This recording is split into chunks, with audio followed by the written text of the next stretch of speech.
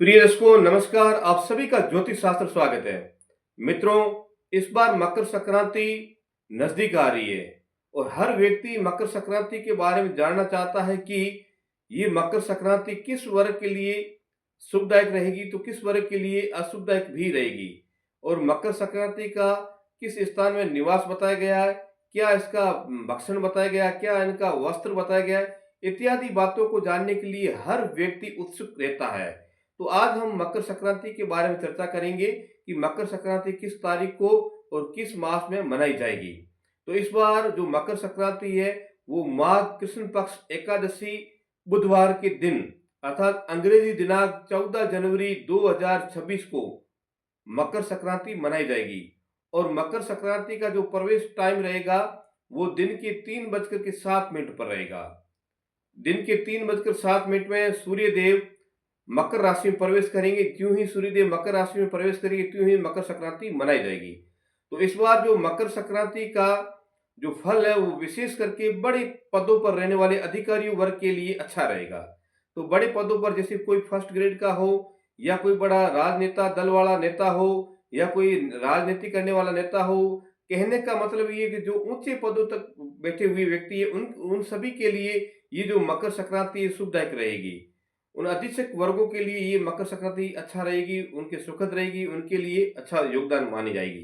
क्योंकि मकर संक्रांति का जो फल बताया गया है वो इन वर्गों के लिए अच्छा बताया गया है। इसी प्रकार इस मकर संक्रांति का जो कष्टदायक फल बताया गया वो व्यवसाय करने वाले वर्गों को बताया गया। व्यवसाय में वैश्य वर्ग, जो व्यापार से संबंधित वर्ग कार्य कर रहे हैं, उन सभी के लिए इस बार जो मकर संक्रांति है वो कष्टदायक रहेगी। क्योंकि इस बार जो मकर संक्रांति इनके लिए विशेष शुभदायक नहीं रहेगी।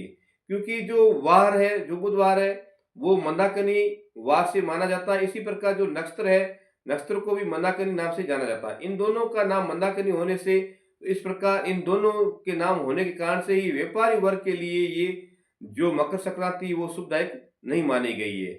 अब इस मकर संक्रांति में मकर संक्रांति का निवास जो बताया गया वो माली के घर पे बताया गया। इस बार की जो मकर संक्रांति है वो माली के घर में निवास करेगी और ये बताया गया।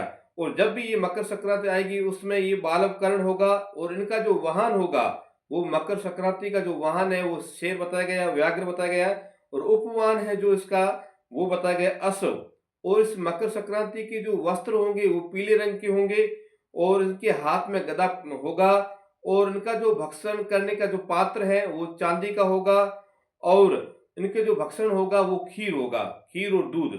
इस प्रकार इनका कुमकुम का लेपन किया होगा और इनकी भूत जाति है, भूत जाति में पुष्प जाति होगी और इनका जो कंकण हाथ में पहना हुआ होगा पर्ण कंचू की होगी। और इस मकर संक्रांति की जो अवस्था बताई गई वो कुमार अवस्था बताई गई है और उपविष्टा मूर्त है वो 30 बताया गया है। तो इनमें से जो धान्य गला स्थिर समभाव, यानी कि धान से संबंधित जितना भी अनाज से संबंधित जो है व्यवसाय वो सब समभाव रहेंगे, स्थिर भाव रहेंगे। इसी प्रकार आगे जो कहते हैं कि इसमें सुगंधी सुगंधी पदार्थ, गरम मसाला, सौंठ, तंबाकू, चाय, रोली, चंदन, केसर, दाना मेथी, सरसों, हल्दी, तुअर, चना, चांदी, सोना, पीली वस्तुएं, घोड़ा आदि पशुओं में उन्नत धारणा, यानी कि इनके भाव में बढ़ने की संभावना भी रहेगी। आगे बताया गया कि शुक्र जो अस्त हुआ है वो पूर्व दिशा में हो चुका है और वश दक्षिण दिशा में। और ये राहु का जो दिशा रहेगी वो पूर्व में राहु रहेगा इस मकर संक्रांति के समय। और मूल जो भी है, मूल आदि जो नक्षत्र है उन सभी का जो निवास रहेगा वो मकर संक्रांति के समय में स्वर्गलोक में रहेगा। तो इस प्रकार ये मकर संक्रांति का फल बताया गया। विशेष करके मकर संक्रांति में हम देखते हैं तो वो एक मकर संक्रांति का निवास है, तो निवास माली के घर पे बताया गया है। और मकर संक्रांति का जो वाहन होगा वो शेर होगा, उपवाहन होगा वो घोड़ा होगा, इसके पीले रंग के वस्त्र पहने हुए, चांदी का इनका पात्र होगा और खीर और दूध का इनका भक्षण होगा। और इनके जो वस्त्र है वो वस्त्र पीले रंग के बताए गए हैं और इनकी जो अवस्था होगी वो कुमार अवस्था होगी।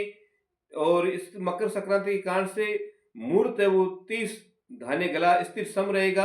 तो इस प्रकार ये मकर संक्रांति के फल के बारे में बताया गया। और मकर संक्रांति का जो निवास बताया गया है वो पश्चिम दिशा की, मतलब मकर संक्रांति पश्चिम दिशा की ओर गमन करेगी और मकर संक्रांति का जो जो दृष्टि होगी वो वायु कोण की ओर होगी, वायु कोण की इनकी दृष्टि होगी। इस प्रकार ये मकर संक्रांति के बारे में गमन का और दृष्टि का बारे में बताया गया और निवास के बारे में भी बताया गया है। तो इस तरह से मकर संक्रांति के फल पंचांगों में बताए गए हैं। तो ऐसे ही ज्योतिष संबंधी जानकारी प्राप्त करने के लिए मेरे चैनल को अभी फॉलो करें, शेयर करें, कमेंट करें। राधे राधे, जय श्री कृष्णा।